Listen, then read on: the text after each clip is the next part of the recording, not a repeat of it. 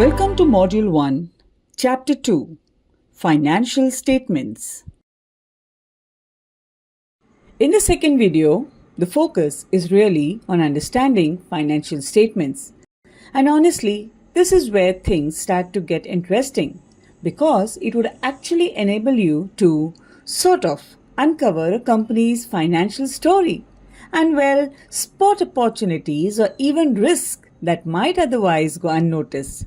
And this right here is where your critical thinking skills become absolutely invaluable. Alright, so before we dive in, let's check our understanding. Take a moment to think about these questions. What goes into an income statement? What is a position statement? What is the relevance of cash flow statement? Reflecting on these questions will enable you to build on your existing knowledge that you already have. There are basically three primary financial statements that you shall use constantly. You can think of them in a way as three chapters in a company's larger financial story. The first, of course, is the income statement. The second is the balance sheet. And the third is the cash flow statement. Let's learn what each one tells us. As you can observe, the income statement essentially captures the revenues and expenses in order to arrive at the operating results of a business. In other words, it shows the profit or loss over a specific period of time.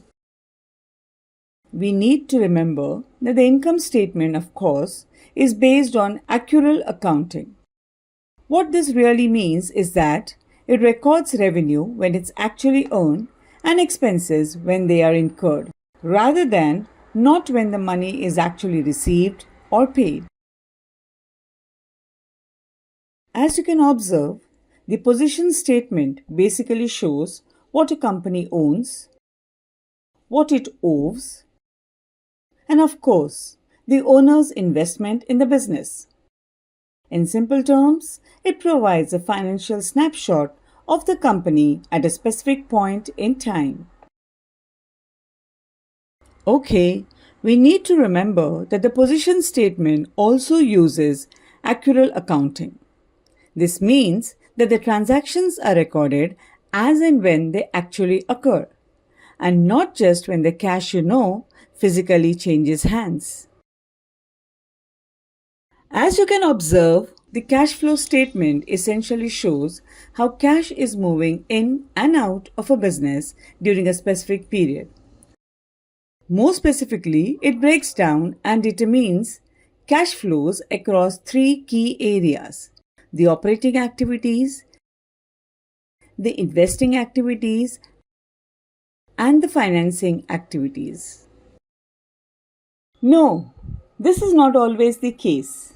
Net income and net cash from operating activities are often in fact quite different. And that's because the income statement includes things like non-cash items and accruals.